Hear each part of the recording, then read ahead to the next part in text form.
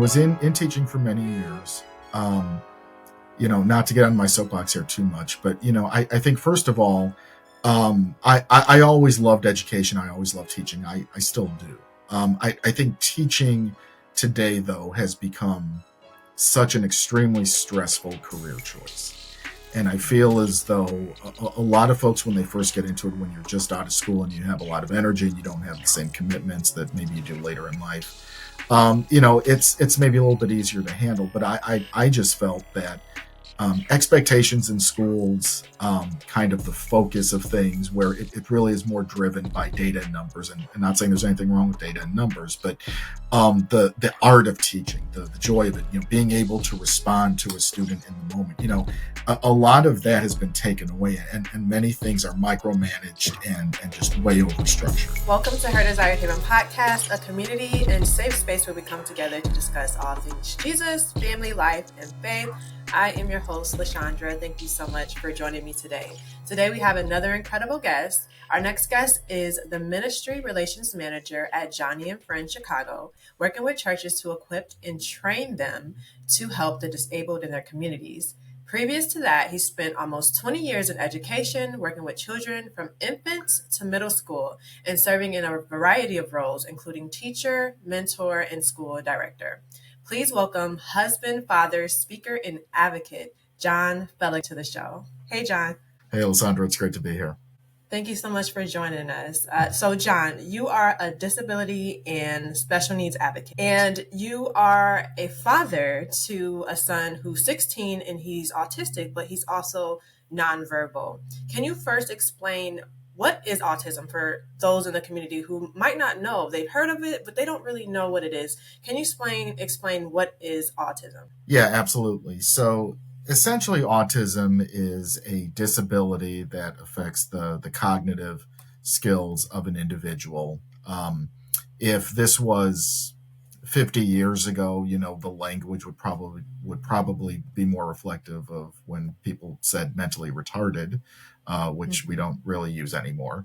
But the way that autism presents, and again, it's sometimes a little difficult to really give a firm definition because it is a spectrum, meaning that it can present in a variety of ways, and there are individuals with other disabilities that sometimes can also have autism or maybe some autistic tendencies. So in my son's case, for example, I would qualify his autism as being relatively severe, meaning it affects his cognition, his ability to make choices, make decisions. It affects motor skills, at times, meaning he may not always know what things have to go in what order, whether he's getting dressed or, eating a meal or, doing a task at school, that type of thing.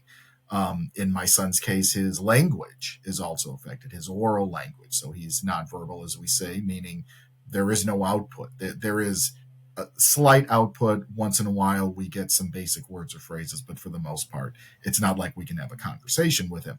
That doesn't mean that he's not hearing, or probably, as we believe, at least understanding everything. But it's this realization that he's not going to engage in his environment or his world the same way as any of us would. And so in that sense, we just need to have an awareness of, okay, how can we work to support young people, adults, individuals like him, for what they need. And again, the thing I want to just emphasize here too is that, again, as I said, it's a spectrum. There are many people who identify with autism who are what they refer to as higher functioning, that are actually doing remarkable things. Lead, normal everyday lives like anyone else, are actually doing a lot in the world of advocacy. I actually know a few people personally who are doing some amazing work in the world, and they are diagnosed and identify with autism. So, I think it's to remember that, we don't want to put everybody into a box and say, well, these folks just, can't do X, Y, or Z, because the reality is that, as we also commonly say in this, in this culture, if you've met one person with autism or with a disability, you've met one. Right. And so you need to really understand who the person is and maybe how they best need to be supported. I love that. Understanding the individual, everyone's going to be different, right? Their symptoms, their triggers, like, so I think that's good. Thank you for clarifying that. So, Mhm. if you don't mind sharing, when did you first discover that like, at what age did you discover that your son had autism? And what was like one of the first signs that you knew that you needed to look further into that? So I tell the story when he was 18 months. And normally, when your child is 18 months, you kind of go for this. They might term it like a milestone checkup, meaning, is he developing the way he's supposed to? And I remember we went to the pediatrician and she asked the battery of questions and she got to the part about, well, is he talking? Now at 18 months, obviously they're not, their language isn't totally formed, but there's output, there's babbling or there's repetition or, this type of thing. And we said, well, no, he's really not. We get some sounds, but it's nothing that we would consider to be, leading up to formal language or anything that at least sounds like it. And she said, well, you might have a problem. So here's what you do. You go across the street to where we have the professional building and have him see a speech therapist.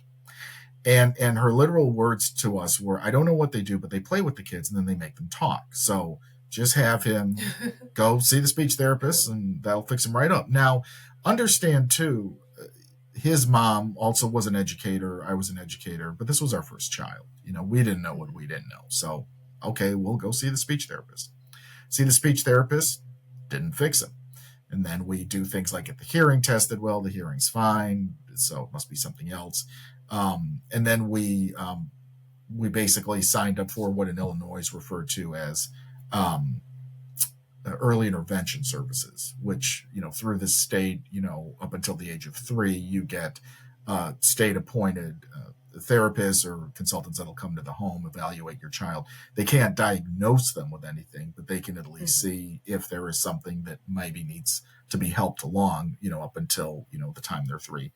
And then at 3, which is normally the case for a lot of folks, and in our son's case, it was a little bit before his 3rd birthday, we got the diagnosis from a neuropsychologist of, at the time, and this is going back now to 2010, at the time, what was called pervasive developmental disorder. Now, that no longer exists. Now he's just considered autistic. But the reason why he got that diagnosis was because, and kind of going back to my original point about autism, he didn't present as classically autistic in a lot of the ways that most folks would be. So there were some cases where, it was pretty clear that there were deficiencies, and some where, it wasn't like a traditional marker for that, so that's why they had that particular label, which again doesn't exist anymore. Now he's just autism. So once we got that diagnosis, then we started all of the therapy full on with all of the different therapies, speech, PT, OT, ABA, all of these wonderful acronyms that people in our world know very well. And, but we also engaged in some things that we thought would be fun for him. He did horse riding therapy, equine therapy, which is actually very good for a lot of the gross motor movement. He does a special needs karate with a Special Olympics coach, which I will tell you has very much helped a lot of his fine motor skills. He's done swim therapy with a Special Olympics coach again. He's actually done speech therapy in a pool. So he actually got a 2-for-1 there because water is a big motivator for him. He loves swimming. So he got to do speech therapy while he was swimming. So that was kind of cool. So, he's engaged in all of these things. But again, at the end of the day, he's now 16. He's still autistic. He will never be independent. He's nonverbal. He's actually currently living at a residential facility in Wichita, Kansas, which is a temporary placement because, unfortunately, his public high school was not meeting his needs. So we had to, and there were a variety of reasons for that and a bunch of choices we had to make as a family, but we decided that was the best place for him for the time being right now.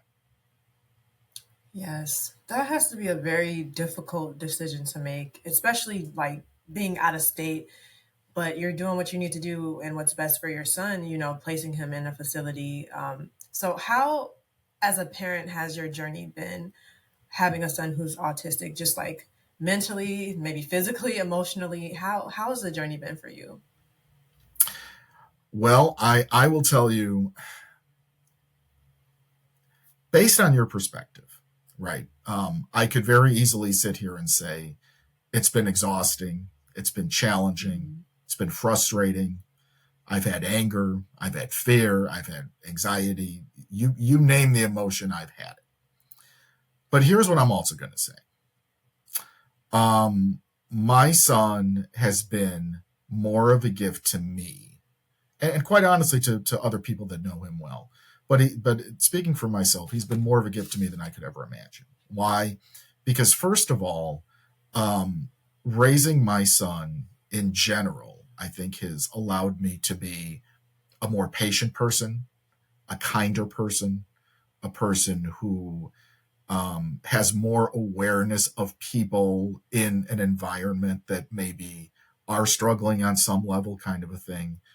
Whether it's an obvious disability or maybe it's just someone having a bad day, right? And truthfully, in terms of the work that I do, whether it's in my day job or in the other stuff I do outside of my regular day job, I never would have looked at working with the disabled community, with disability, with serving this population if my son wasn't part of it, quite honestly. And that's not to say that I had never been around folks like that, being an educator for 20 years. Obviously, even in traditional environments, school environments, classrooms, obviously you will have individuals with an IEP, young people with an IEP, a disability of some kind, whatever. And I had actually taught special ed at the end of my career. So that was, before I made the transition into doing disability ministry full time.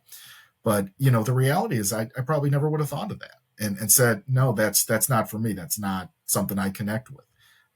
So what it did is that it allowed me to not only become a better person in general, but it also equipped me to do work that I think is meaningful for a lot of families out there, for a lot of individuals, and quite honestly blesses my family too, because the more work that I do, the more resources I find, the more connections I make, the more information I gather. That helps my son too. That helps me as a parent. That helps me and his mom make the best choices for him. So that's, what I would say has been a great blessing of that journey. Does it take away from the pain? No, it doesn't. And I will tell you that, there were a lot of bad days. Was it worth it for the amount of good days and for the incredible things that I've got to experience and the people I've met and the things I've gotten to be a part of? Absolutely. But as it is in life, and again, being a person of faith too, it really comes down to understanding that many times if something was just presented to us on a table or on a platter or whatever you want to say, hey, I think this is where you need to go with your life. Many times we're led in directions that we never would have picked for ourselves and never wanted to go on and would have said, hasta la bye-bye, I ain't having none of it. But as we're led on these journeys, on these roads, experiencing a life we didn't want, didn't expect, didn't know was going to be there, we also see the fruit that comes from that. And so I can appreciate now the hard times. Doesn't mean they were great. Doesn't mean I want to relive them necessarily. Doesn't mean I want more hard times, although there probably will be hard times in the future too. But I can appreciate the value of the gifts that come from that. And that, I think, is really the biggest gift that, raising my son has made for me. I love that. And I love that you said just how much you become more patient because I think even with me, I always thought I was patient, right? And I have two kids with special needs. I have three kids total, but two of them have special needs. And so I thought I was patient before that, but now God has truly shown me. You thought you were patient, huh? Now I'm really going to show you what it means to be patient, to be kind, to be understanding.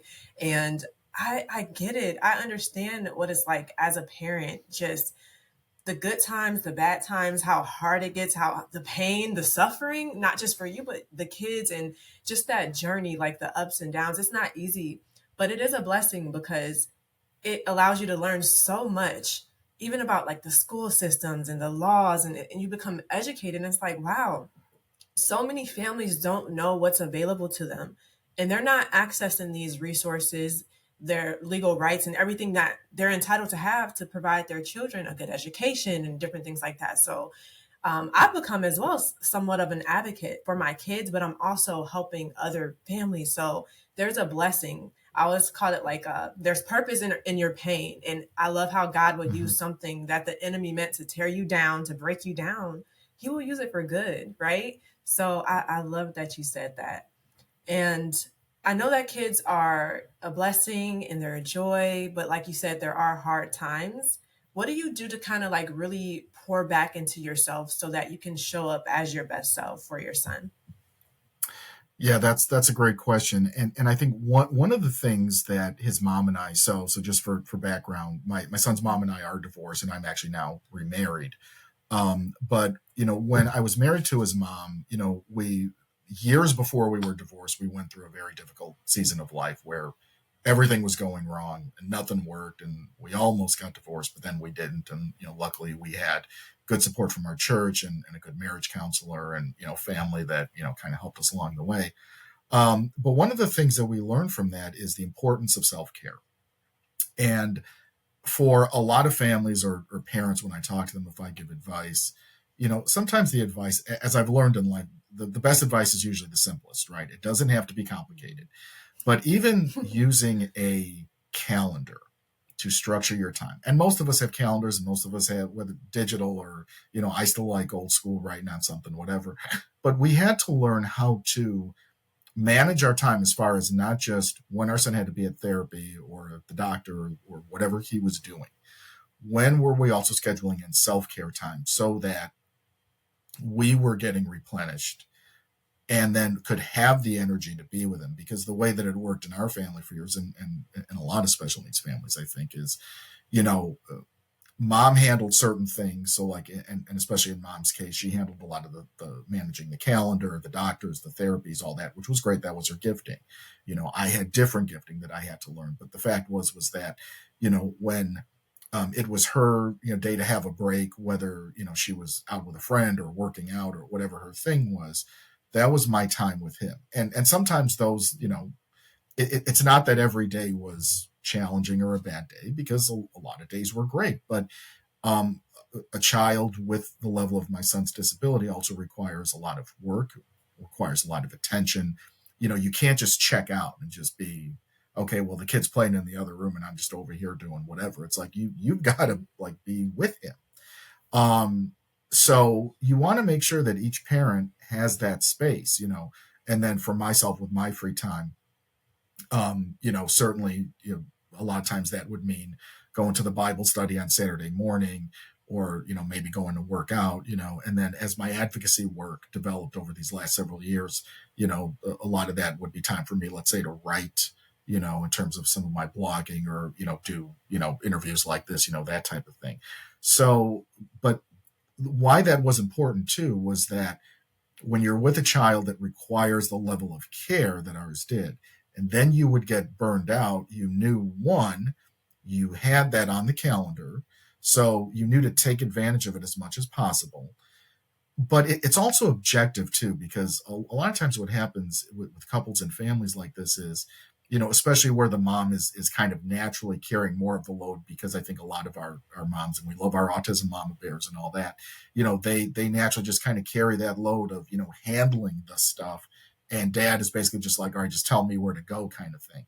Well, that builds resentment quick. That builds guilt and resentment and shame and all this stuff quick. So what you want to do is understand, look, these are my days, these are your days. When it's your day, I will not bother you. That's on you, unless there's an emergency, but otherwise that's you. When it's your day, I've got to be present. And there can't be any, well, I'm not feeling it today. Well, this is what we agreed to, kind of thing. Now, again, it doesn't mean there's not a space for negotiation, but it does mean that you've got to honor that commitment, right? And that's why the calendar is a nice objective tool. And the other thing you also have to factor in there is date time. If you're a married couple, when are you finding time to be together, right? Because a lot of couples ignore that. That's usually the first thing that goes out the window, especially when you have kids and when you have disability thrown into the mix. Everything gets squeezed, right? And so when you have that, when are you finding that time? Because and it's funny how really the most important things are somehow the first things to go. Well, we don't need a date night. Well, okay, you don't need to go away for 2 weeks to the Bahamas, but you need to spend time connecting as a husband and wife, right? Whatever that looks like for you. So spend that time, and then also get that self-care piece in there, and then also remember to be present, right? Be present in your self-care time. Like, enjoy it. Don't dismiss it or throw it away. Be present in your time with your spouse, if you're married, and then when you're with your child, because your child deserves that too. But if you're not taking care of yourself and your resources are depleted, nobody's helped.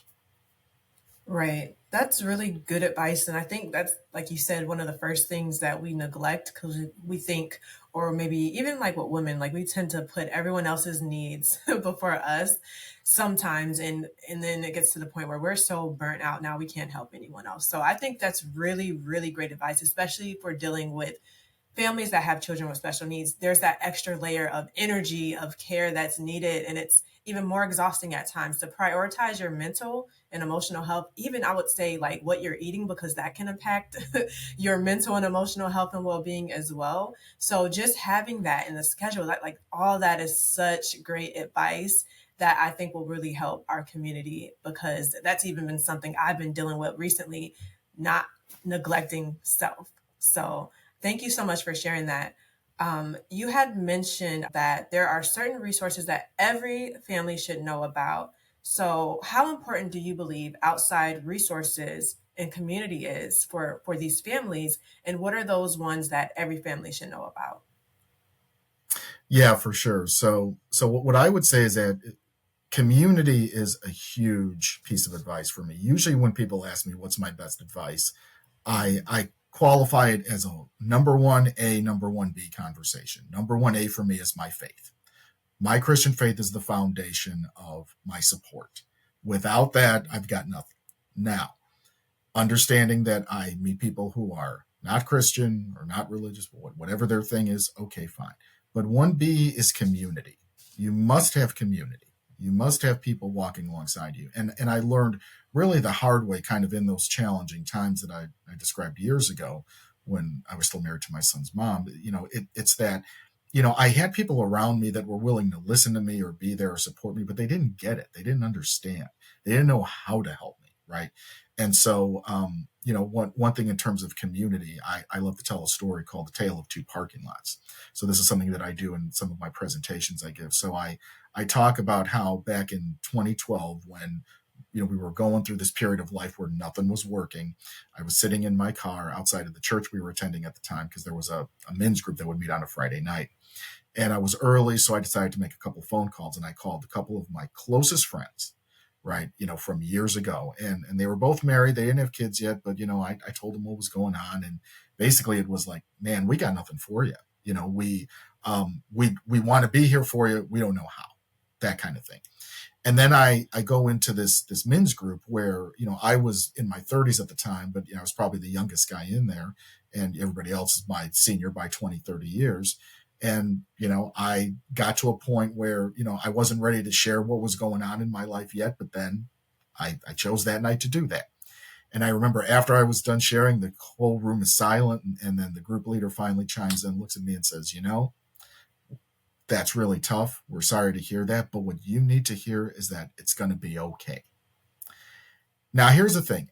Is it going to be okay? Yeah, it is going to. In the grand sense of things, especially being a person of faith, yeah, we know it's going to be okay. But that's not what I needed to hear, right? When you're in crisis, that's the last thing. I need some support. I need some, some meat, something that I can really dig into, or someone to connect with me to say, how can I really help you, kind of a thing, right? Mm-hmm. And so I realized that I didn't have community. So I spent the next several years developing that community intentionally through a variety of different ways, whether it was setting up support groups for special needs dads in my community, for example, or getting involved in my advocacy work, where I started writing and speaking and getting connected with organizations on a national level. And so what happened was that years later in 2019, when I got handed divorce papers out of the blue, literally, And it happened on Black Friday, the day after Thanksgiving. You can't make that up. So I got divorce papers handed to me out of the blue, did not expect it. Basically, I don't love you anymore. Here you go.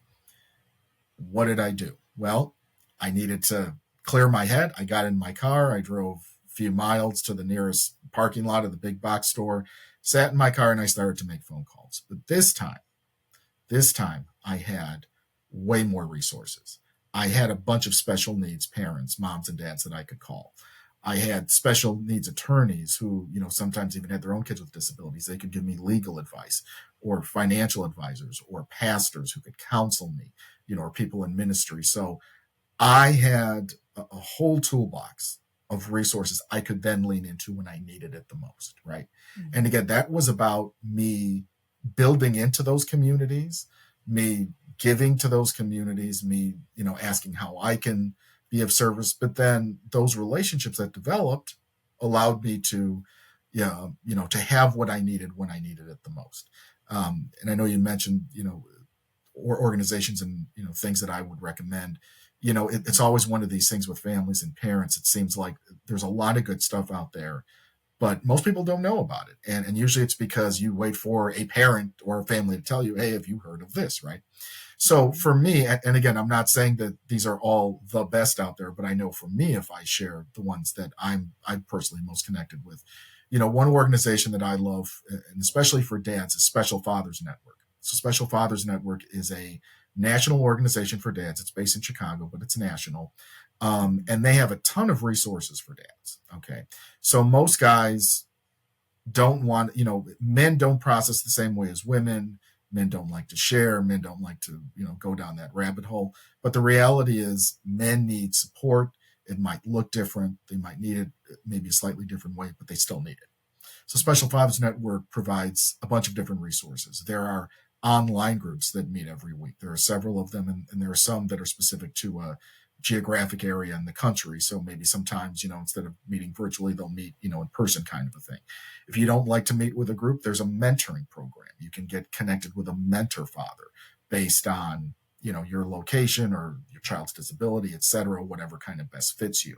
There's a bunch of resource. There's a YouTube channel for videos. There's an awesome podcast list, like really good, and a virtual conference every year and all this kind of stuff. So that's a great organization I mentioned. And again, even though it's a father's network, moms can get plugged into that too. If you look at that podcast list, there are a lot of women and moms that have been interviewed that are doing some great stuff around the country as well. So it's a great place. As when I share resources, I like to share organizations that I would consider like a hub of information, meaning if you go there, you can find connections to a lot of other organizations, maybe some you've heard of, maybe not. Special Fathers Network is one of those. So you'll probably go on there. You might not know everybody, but you will definitely see, some familiar names and some folks who are, legitimately, famous people who either are parents of kids with disability or are doing, big things themselves. Another organization that I mentioned is called Key Ministry. So Key Ministry is based out of Cleveland. They are a national disability ministry organization. So kind of like Johnny and Friends, and I'll probably plug Johnny and Friends as well. I'll do that next. But Key Ministry, again, it's a hub. If you go on their website, they have a lot of great virtual resources for parents, but also for churches. And again, that's, kind of my day job is working with churches. So if you're a family that either is looking for a church to get plugged into, or maybe there's no disability supports for your family at your church, Key Ministry is an organization that can help you with some of their resources, a lot of their online stuff. They do virtual meetups throughout the month and that type of thing. And they have a great Facebook group, so you can get very easily plugged in with them. But if you look at their speaker list and their writer list, kind of if you go on their website and just kind of scroll through that, you're going to get connected with a lot of great people around the country who are doing really good things. So that's why I kind of consider them a hub too. But then let me obviously mention Johnny and Friends, who I work for. So we're, again, a global Christian disability ministry. We're founded by Joni Eareckson Tada. A lot of people know her name and her story, even if they don't know the ministry, but she became a quadriplegic at the age of 17. And this was over 40 years ago. The ministry has been around for about that long. We support individuals and families around the world, but specifically in the States, what we do through our local offices is, again, we support churches. And again, that's specifically my job. I train churches. We help them to develop programs. We help them to develop awareness with their staff, volunteers, et cetera. But we also do a lot of great outreaches for families. We do family retreats, which are designed to be a way for an entire family with disability in it to get away for a week and have like a respite experience during the summer. We do marriage getaways for moms and dads. We also do warrior getaways for veteran families who have disability in them, where the mom and dad may have become disabled because of combat type of thing. So we do a lot of those outreaches, and we also have outreaches around the world as well. But depending on kind of what you're looking for, what I like about those organizations is it's not just the different levels of things they offer, but if it's not exactly something that you need or you're looking for, there are a lot of other connections to a lot of other good people doing stuff. So you could probably find it through one of those. Thank you so much for sharing those resources. And I feel like what you said about community and just being intentional about that, like you searched and sought out that information, I think that's going to be so valuable for our community as well. Be intentional about building community. Sometimes when you go to your church and you want to get prayed for because you're so tired and frustrated, they might not get it and understand and know what to say. But really surrounding yourself with individuals who are going through the same thing that you're going through, other families, if it's autism, if it's ADHD, or whatever other neurodiverse or neurodivergent or disability situation you might be facing, finding other parents, other families that are going through the same thing, and maybe they've been doing it for years and they can provide you resources, and that light bulb can go up to really help you on your journey and stay encouraged as a parent. So I think that's very valuable. Be intentional about building your community. So just to kind of transition a little bit, I know that you were a teacher and then you kind of switched to advocacy. What was that transition like for you, and what made you make that switch? Yeah, I think that was very much a God thing for sure. Mm-hmm.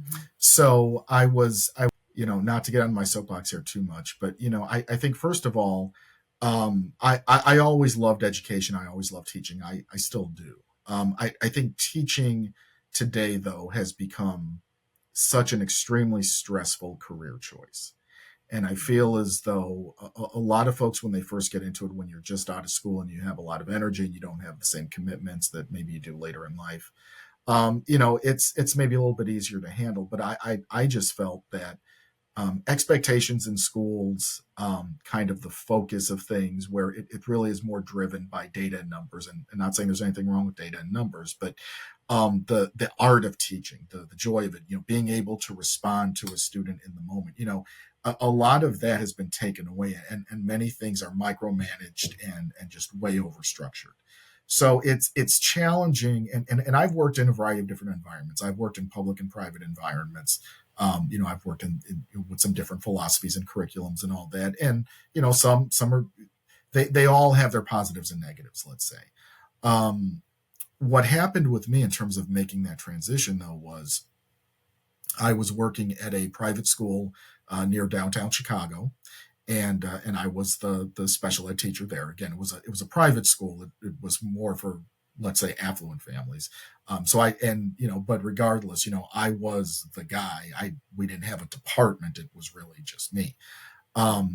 But what happened is that I had been doing advocacy work on the side for several years. And so, I had developed, a lot of relationships, connections, that kind of thing.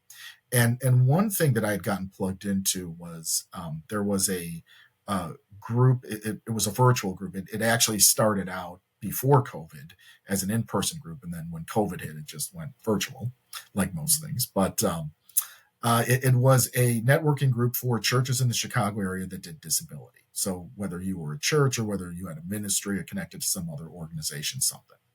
So I was in there, and I would sit in on a lot of the meetings and whatnot. And one of the guys I had met in there was actually the area director for our Johnny and Friends Chicago office. Now, I was familiar with Johnny and Friends because we had done the family retreats I had mentioned for years with my son. We had gone on those every summer. So I knew the organization, I knew their mission and everything. But, it wasn't, I was not in a place where I was ever thinking that I would be doing advocacy or ministry or some combination of that as a full time job. It was always my full time job is I'm a teacher and this is what I do on the side. Someday, if I could do that, like for my full time job, that would be great. But in my head, I'm thinking, that's just not going to happen, at least not yet. So what happened was that in 2022 we had gotten word at the school that because the enrollment was down, they were going to have to close the school. Just because they also never recovered from the pandemic, and just families were just pulling their kids out to save money or whatever was going on. So in my head, I'm thinking, well, I'm just going to transition to another teaching job. Well, I turns out a short time after we got that news, I was in one of these network meetings. And as they were going around, and again, being a faith-based group, they said, who needs prayer? And, my thing was, well, I need prayer because I'm going to be looking for a job. And the guy who was the director of the Johnny and Friends office said, oh, well, we're hiring. And as it turns out, they were hiring for my role, which is called Ministry Relations Manager, which essentially means I'm kind of like the public relations guy and the guy who works with churches and does the training and all that. So I thought that was great. And I said, well, I've never worked in ministry before. And he says, no problem, doesn't matter, just apply, etc. So I went through the application process. I did 4 interviews, so it was a lengthy process. It was a very in-depth process, and again, a lot of it was, okay, who are you? Why do you want to do this work? Could you see yourself doing this work for years to come? And all that kind of thing.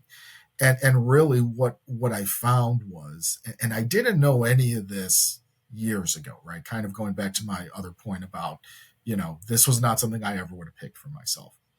What I didn't realize was having the experience of the organization as a family for those years, and then getting into the advocacy myself and getting to work with some of these other ministries and these other people doing things and kind of getting a feel for how this world worked and everything. It was almost like I was in an internship program. I didn't realize it, but God had me in an internship program and was kind of allowing me to build up experience and credibility and relationships so that when I came into this job, I understood it. I knew what it was. I knew what it could look like or should look like. But then I also had, a bunch of help, that I could always lean into because of all these other relationships I had made. And even now, the incredible value of that is, in our ministry when, people are looking for a resource or, they mention, they saw somebody, it's usually someone that I have an experience with or know personally. So I can always say, hey, why don't you talk to my friend here or my friend here, kind of a thing. So it also allows me to be a resource for people in our ministry. And also too, the reality is that, we don't offer everything. We don't do everything. In cases where maybe there's something that we don't do, I can always recommend to a family or to a church and say, hey, you know what, why don't you check out my friend over here? They can help you, kind of a thing. So, it allowed me to really prepare for this work. I will tell you that I love it. I never see it. I love the fact that every morning I get up. It's not, I'm going to work. It's, this is who I am. This is what I do. I get up and I do this. If I had, millions of dollars in the bank and didn't have to work, I'd probably be doing this anyway, right? So it's not work for me. It's my passion. It's my ministry. It's what I do, right? And yes, I've got deadlines and things like anybody at work, but at the end of the day, I don't see it in the same way as a stressful job that I don't want to go back to, or when is the school year going to be over, or when can I retire? It's, this is just me, right? And I love doing it, and I'll do it as long as I can. And again, even when I retire, I'm still going to be doing it on some level. But that I think is what's great about finding your passion and finding the thing that really calls your heart. When you're truly on the path that God has ordained for you, and when you're obedient to that and get like, okay, God, I don't know if I'm ready for this, but if you think so, I can't argue. So let's go. So when you can be obedient to that, some amazing things can happen. Yes, and what a blessing to be able to be doing your passion as a career. So many people are kind of stuck in jobs that they hate, and they're ready for it to retire, like you said, and for it to be over. But it's such a blessing when you're being obedient to God, how He will open doors for you, and He will allow you to do something that you would do for free if you could, because you're that passionate about it. So that's truly, truly a blessing.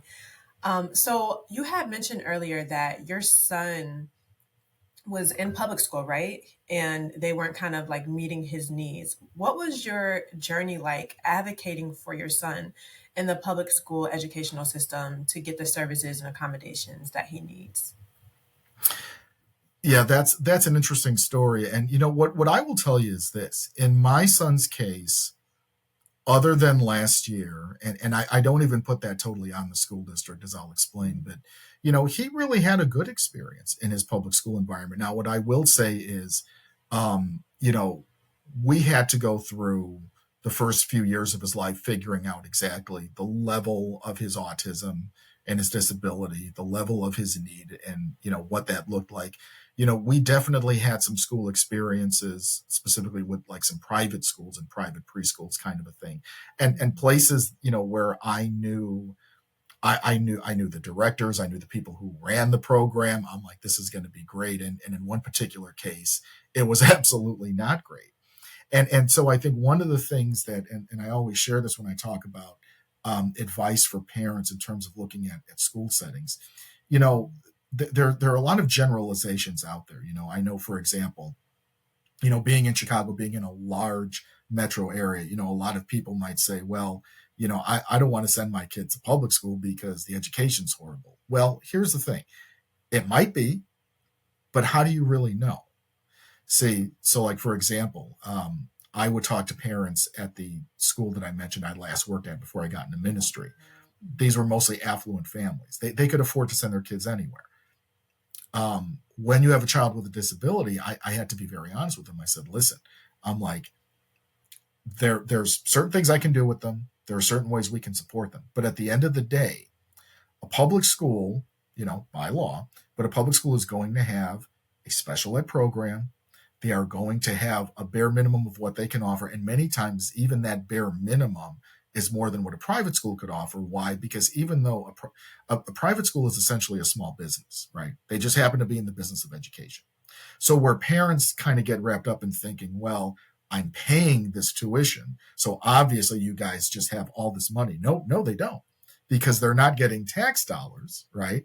They're getting tuition. So it's tuition, it's fundraising, it's someone donates a big check, whatever.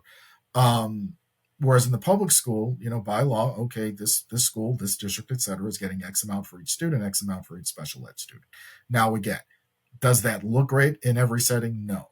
But what I remind them about is you need to understand what the settings are like. So don't make a decision to not send your kid to public school until you've actually maybe been to the school and talk to the administration and the staff and or maybe people in the community and figure out what that is.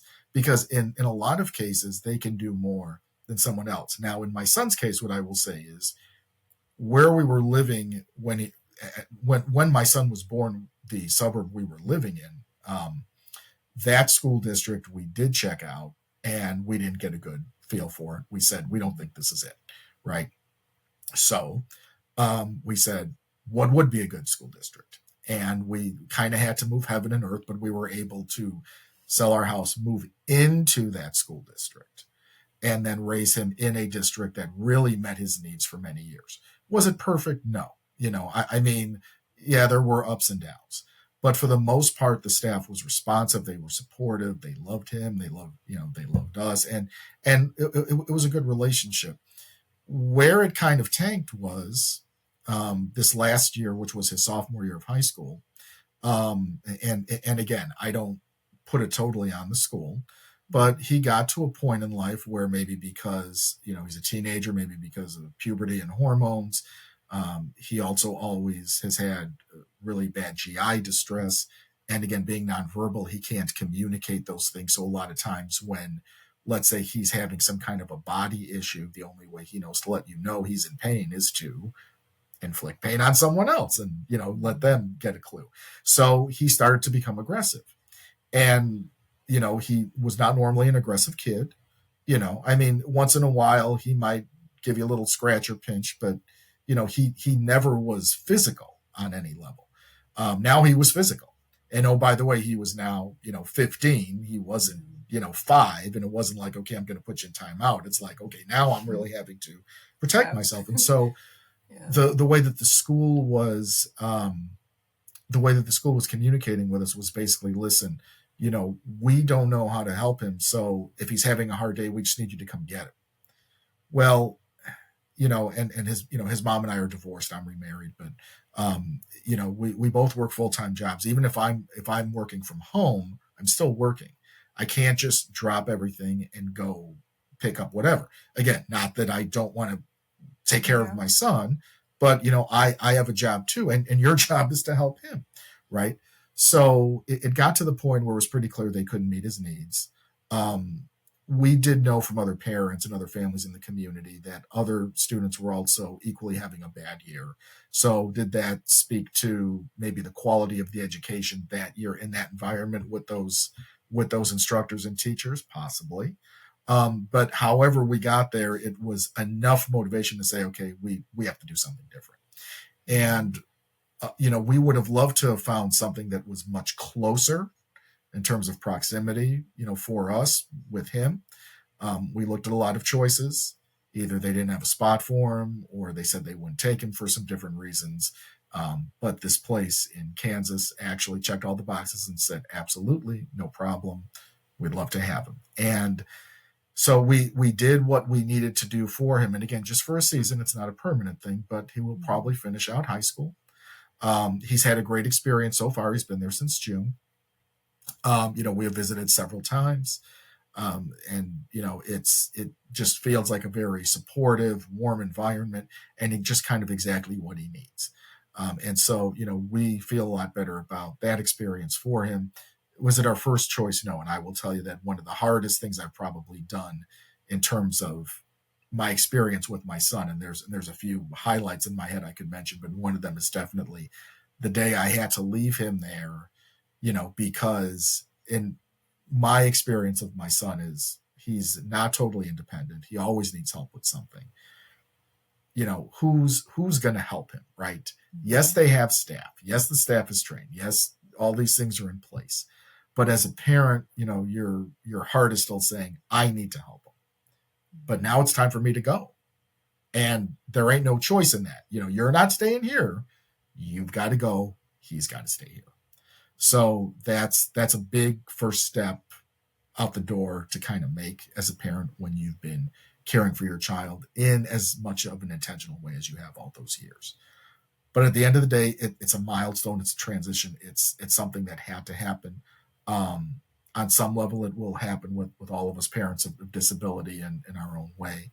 And again, not something you expect, not something you want, but it is what's best for him. It's turning out to be a great experience. And again, that's where faith really makes a difference, because you can really trust that, someone who knows way more than you do is in charge of all this and has got it covered.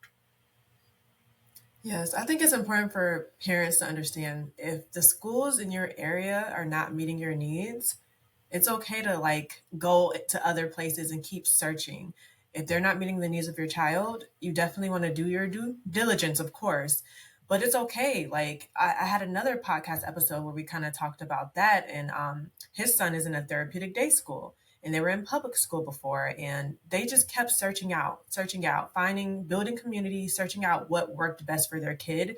And I really like commend like what you've done, because I can't imagine to have my son in a whole nother state.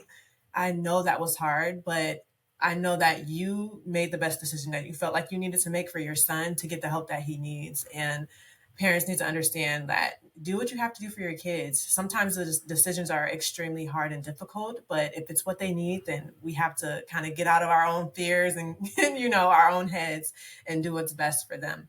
What do you believe that schools and churches need to do to kind of be more inclusive and really meet the needs of the disabled and special needs community? So I think it comes down to, first of all, it's awareness, right? A big conversation that I have, with churches all the time is, are you just, do you have an awareness of those individuals or families with disability in your community? A lot of churches treat it as, if those folks are here, we're going to kind of do a band-aid approach. We'll support them as much as possible. but they're not going to, change the world for them necessarily. Schools are a little different in that, I mean, obviously there are, legal expectations, requirements for teaching kids and monitoring kids and tracking kids and all that kind of a thing. But that doesn't mean that in the culture of the school that every child with a disability is totally accepted. I always tell the story about, my son, and that's one of the first things a lot of times when I open up, when I speak about my family and raising him, he doesn't have any friends, you know. He has default friends that are like in his class or that he's at therapy with, or maybe the neighbor kids because we're close to the families. He doesn't have anybody calling him up on the weekend. Hey, what are you doing? Now again, he probably couldn't answer the phone in the usual way anyway. But the fact is that he doesn't have anybody intentionally in his life saying, hey, I want to spend time with you, right? Unless it's something that is just orchestrated or put together. So, it's an awareness of, as I kind of mentioned, how my son made me a kinder person and all of that. I think as a culture, we need to just have more of an awareness of the people in our space, and being willing to just kind of check in on them, or, bridge a gap. I know for my son's mom and myself, one of the things that we used to do to really help my son in school is we would do awareness talks. So we would actually do this at his school and also at our church Sunday school. So we would go like in the school into the mainstream room where, he would go for like specials or maybe part of the day. And we would talk to them and be like, hey, you know what? This is Chris. This is all the stuff Chris likes to do. Maybe some of you guys like the same stuff. Here's the thing. Chris is going to behave a little bit differently maybe. He's not going to communicate the same way you guys do. These are ways you can connect with him. These are, ways you could be his friend. These are, things that you guys can do together. And same thing in Sunday school kind of thing. So at least there was a gap bridge, not just who is that kid and why is he over there doing this or why is he with that person? Oh, it's Chris. Okay. We all know Chris. Awesome. Great. Whatever, that type of thing. So those little things can really go a long way. And then likewise with churches, again, the struggle is that one, it's to identify that they need to do anything at all. Right. And so, from a Johnny and Friends perspective, we always start out with, scripture as our foundation, right? Why, our Johnny and Friends whole mission statement is based on, we call it the Luke 14 mandate, which is the parable of the rich man who threw a party, nobody came. Go out into the streets, into the alleys, bring in, the blind and the lame and the crippled so that my table may be full. The idea here is that everybody has a place at the table, right?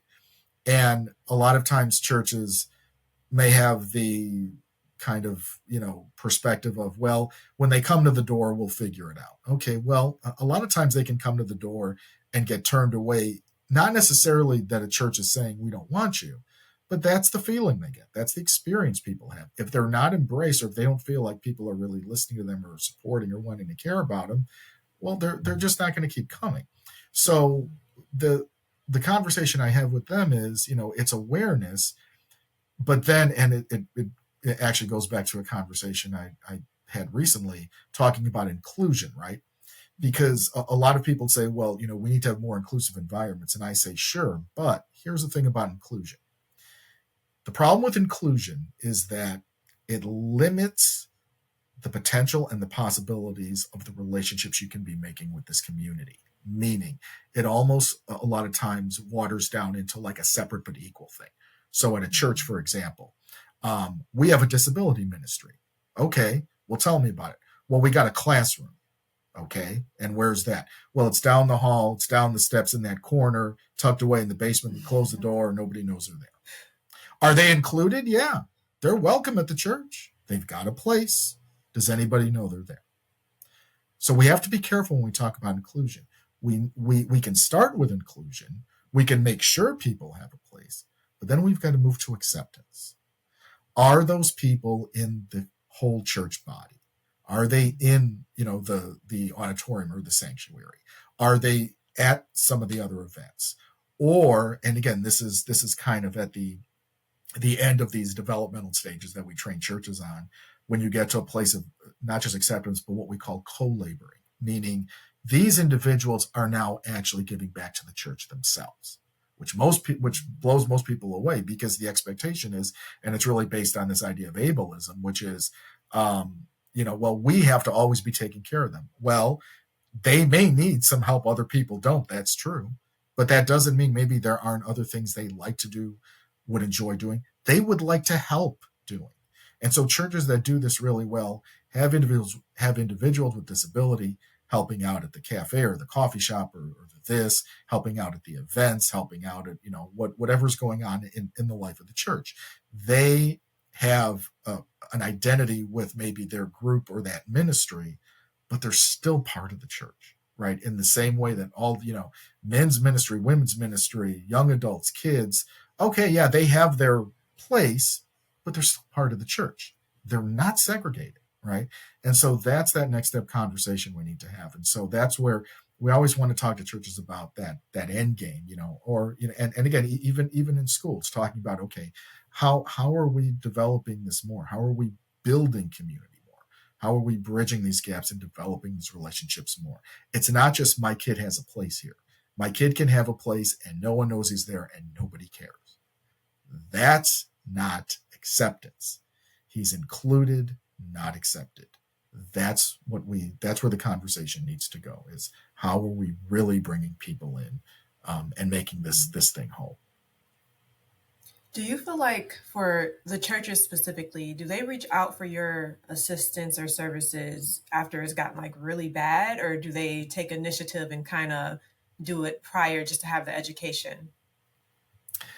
So I'll tell you that most of the churches that I've worked with on some level, a lot of times it comes out of a realization that we have X amount of families that have this need, and we think we have to do something. Now, in some cases, the leadership, at the top identifies that and says we should do something.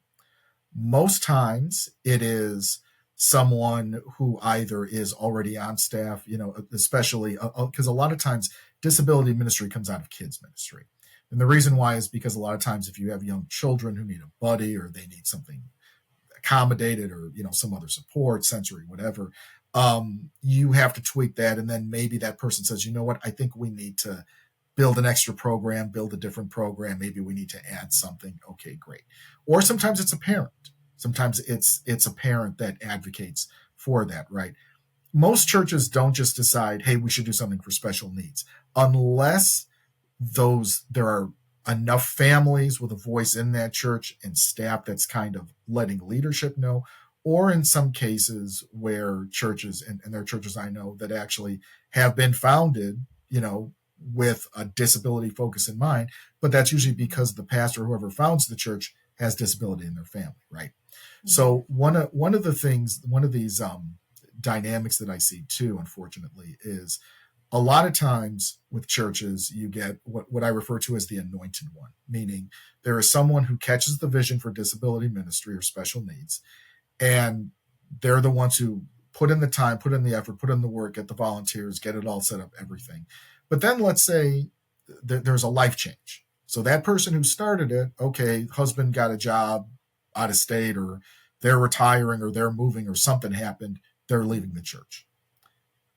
A lot of times that ministry then folds because that person who was the impetus is now gone.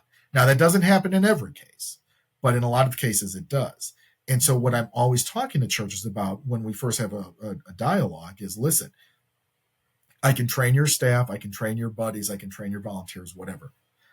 I need to start by training your leaders so they can have a vision for this, so that if whoever you tag to lead this thing decides they're not doing it anymore because they left or whatever happened, that it's not just going to go away. Because many times the thing will just fold, or it'll turn into, at one church I'm thinking of where they had a very dynamic ministry, and that person that led it transitioned out. And now basically it's a sensory room that has kind of turned into like daycare. Well, those kids just go to that sensory room and they do whatever, and then volunteers are sitting on their phones. That's not I wouldn't want that for my typical kid, right? Really. So this is where we have to look at, okay, if this was kids ministry and the kids ministry leader left, you wouldn't say no more kids ministry. You would say we will keep it afloat until we figure something out. It's the same thing here, right? And so it's really about leadership catching the vision, understanding the need for it, whether you have those families or not. No, by the way, and I talk to churches about this too. If they say, well, we don't have those folks here. Well, guess what? 1 in 5 people in the world have a disability, and the World Health Organization qualifies as people with disabilities as the largest minority in the world. I didn't say it. They did. So don't tell me you don't have these folks here. Maybe you're not realizing it or understanding it, or maybe those folks are in your community, but they just don't think you want them here. They just don't feel welcome, right? Or if you're a church that says, well, we don't do that here, but those folks down the street, they got a program. Why don't you go there? They might think they're helping them because they're saying, well, we can't help you, but they can help you. But what if it's a family that maybe grew up in the church, or maybe has a lot of friends that go there, or whatever, or it's closer? And, all they need is a little help. Why push them out the door if they want this to be their church home, right? We need to, start going out of our way to make sure that those families feel welcome wherever they are, wherever they want to be, right? And that's that deeper, more profound conversation. And again, also leading back into this idea of it's not just about inclusion, it's about acceptance. If you're going to welcome a family, and you welcome them in all the way, and, what does that look like for each family? There are definitely ways to do it. But again, it has to be a commitment from the top. That's so good. Do you have like a word of encouragement for maybe a single parent who's having to raise their child with special needs or a disability, like all by themselves? What words of encouragement can you share?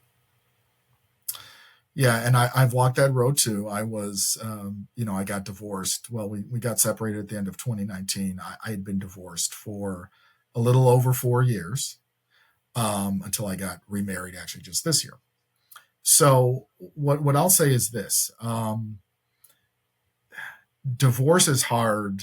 Whether you have disability, kids with a disability, typical, whatever combination that is. One advice that I gave, and I remember that I actually did this. I did a video thing on it when COVID came out. So what was interesting for me was that I got divorced right about the time COVID started. And so that really added an interesting layer to things, because it wasn't just, okay, now I'm divorced and I'm living in a different place and I have my son. I don't see my son every day, kind of a thing.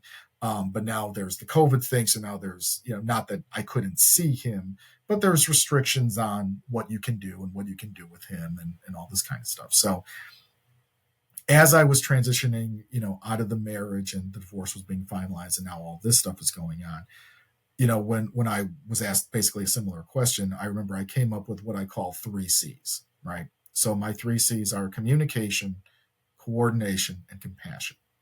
And I think this specifically, it applied to COVID, but it really, I think, can apply to especially a situation where you've got a divorced family, single parents, that type of thing. The first thing is communication, right? Now, I'll say this: I realize in the case of me and my son's mom, we get along fine now. Everything is great. There's no acrimony or anything like that. In the beginning, it was a little rough, kind of a thing, but we sorted it out. I realize legitimately that there are probably people listening who are single parents who, the other parent has nothing to do with the kids. They don't want them doing anything. Would rather they didn't have anything to do with them. I understand that. But in those cases where you have to have that dialogue, communication is key. When COVID hit, I remember the day before everything got locked down, at least in Illinois, and it was right about the time of like St. Patrick's Day. It was a Sunday night, and I was dropping my son off at his mom's. And no sooner did I start driving away that on the radio, the Illinois governor said, okay, as of tomorrow, all the restaurants, bars, coffee shops, everything's shut down. Now, why that is a problem for families like ours is we have kids who are used to getting specific food from specific places and going to specific places. And now if all of that is closed, what do? Right? And they're not understanding why, and they don't care. Just where's my, what's the problem here? So, it was a matter of me. I got on the phone right away and I said, hey, listen, just so you know, I just heard this. think about making a plan, for him. If, we need to coordinate that somehow, but whatever we need to do, just let me know. Okay. So and that's just one example, but again, it's keeping lines of communication open, and again, uh, no one is asking you to be best friends with your ex-spouse, but we still need to be respectful and demonstrate that. And then coordination, right? Going back to my point about the calendar. Um, Make sure that you're working together as a team to make sure that that calendar is balanced. It looks different now because you each have your own lives. Yes, your child is with you on certain days, but coordinate with them, understand maybe what's coming up in, if your spouse has something going on a personal side. Not that you need to get all into their personal business either way, but if it supports them, maybe to take your child an extra day, or maybe if there's some difference in your schedule, make sure that you're coordinating that well, and balancing it out. I think that we've done a great job with that, where, hey, listen, can you take them a couple extra days because of this? No problem. And you know what, I have a thing coming up next month, if you wouldn't mind, no problem, right? But again, work as a team and have that balance. And again, with the awareness, going back to my point about the calendar, like if you have like your self-care day, well, this is my day to go do whatever. Okay, I just can't say, well, now you're not doing that anymore, right? Yeah, especially when you're divorced. So you've got to work together to say, okay, well, listen, I know I had this on the calendar. What can we do? And if we can't change it, I understand. We'll figure it out, right? Kind of a thing. In the early days, we did have a couple of moments where it was, okay, these are the days I have him. And as it turned out, his mom, I think, was sick herself, or he had been sick. So she just had a lot on her plate. And, something came up in her communication. And I said, look, I get you're frustrated, but this is what we agreed to. If we need to change it, we can talk about it. But, I'm not trying to take advantage of anything, because this is what we agreed to. Right. Mm-hmm. So it is what it is. So just make sure that you have that in their clear communication, coordination. But the last one, that very important one, is compassion. Meaning, as hard as it is sometimes to love your ex-spouse, as hard as it is sometimes to be in a relationship with someone you are not in the same relationship with, can you also have respect and compassion for them? And especially coming out of COVID, where life was getting so squeezed. And I remember, as I was kind of processing this, when I came up with this at the time, one of the things that I also came to the realization of is, how do I want to be remembered? How do I want to have shown up in my son's life, in this new dynamic, whatever it is? How do I want to remember myself acting? Am I acting like truly a person of faith? Am I demonstrating that faith in my actions and in my communication? Or am I being, angry, self-focused, belligerent? How am I showing up? Right. And having compassion for the other person, knowing, what, they're going to have bad days with him too, maybe, or maybe there are days when maybe they don't have all the energy in the world. No, by the way, we're doing this as single parents now, kind of a thing. Sometimes we maybe have some extra help in the house, but that's not a guarantee. So having those 3 C's, I think, really help to reflect on, what can help in some of those dynamics and some of those engagements. Again, I don't claim to be an expert on it, because I know that it looks different for everybody. Not everything will work for everyone, and I realize that there are probably some dynamics with an ex-spouse or with a child's parent where it's really bad, and legitimately you need to have a boundary, because there might be safety issues or whatever's going on. But as much as possible, if you have that good relationship, kind of work those 3 C's to really help make sure that, again, it's also best for your kid, right? Creating that best environment for your child. I also can put my ego to the side a little bit to say, okay, if it's for him, if it's the best for him, we'll figure it out. Thank you so much for those practical steps. Really, truly, I know that that's going to help somebody to be able to, coexist and co-parent successfully, even in the hardest time. So thank you for that. My last question for you, John, is, can you share a Bible verse or like any scripture you want that's really kept you going, kept you encouraged? So it's kind of funny how these things come to you. But, I guess what I'll say is, so I was not always a believer, right? I actually accepted Christ, right around that challenging time in my life over 10 years ago. So I've been a believer for probably 12 years. I was raised Catholic, so technically I was raised in the church. It's not that I didn't know God or didn't know Jesus, but, I didn't have a personal relationship. And when I accepted Christ, one of the things that, of course, one of the first things you do is you get into your Bible and you get into scripture and you start reading things. And having grown up Catholic, I was, around the Bible a lot. And, there were a lot of things that I, was taught and obviously knowing the Gospels and all that. So as I was getting back into it now in a new way, some of these verses and things started to just randomly pop in my head, like, oh, wait a minute, what about that one? So, one of those first ones that popped in back into my head for me at that time was John 15:33, which is, in this world you will have tribulation, but take heart, I have overcome the world. And I really kind of fixated on that quote of Jesus because, especially at the time when I was still going through a very challenging time in my life, and that's the thing we all, when we talk about our faith, most people think like, oh, you Christians, you just, you think accept Jesus and everything is fine. Well, no, he literally tells you it ain't all going to be fine, right? It's going to be hard, but I'm with you. I'm with you through it. And I have gone before you and made a way for you. So what was comforting at that time was the fact that, you know what, wherever you are, I get it. I get where you are. And I can help you. Just keep your eyes on me. And that is literally a lot of what I was picking up, in my prayer time, in my quiet time, listening to Spirit and saying, don't worry about all the rest of it. Focus on me. I'll take care of the rest. But you focus on me. That's your job now. And so having that verse at that time, but then also through all these other seasons, I think for me has meant so much because, again, it's a reminder that, you know what, there is going to be trouble. It's not going away. It's not about, man, I'm glad I'm done with that season of life. Okay, guess what? There's another one next week. What are you going to do then, right? Yeah. So, we know we're going to have this, but we're prepared because of the one who has made the way for us. And he has prepared a way for us. And so if we lean into that and we remember that on the hard days, there's nothing we can't get through.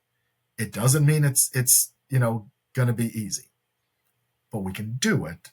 But we have to remember, who really is the one who made that way for us and is walking with us every step.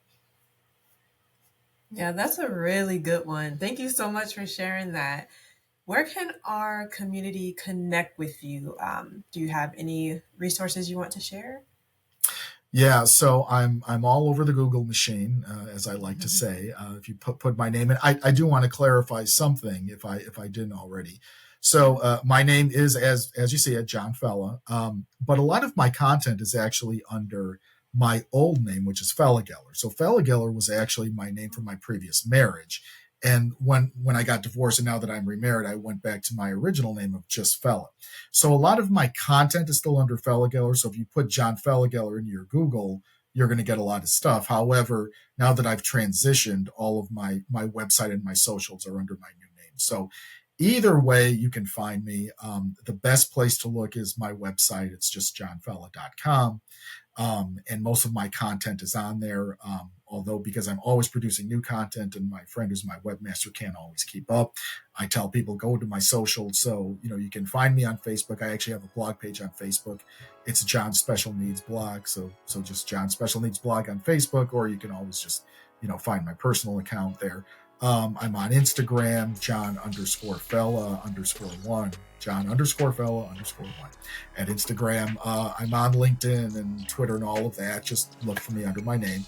And again, through most of the stuff, again, is going to be on my website, but otherwise there may be some other content. If you look under my last name, you can probably find some different things there too. All right, perfect. And I will make sure I include all your details below in the description and in the show notes. And to our community, thank you so much for tuning into this episode. Please share this with a parent that you believe needs it, and I will see you in the next one. Bye.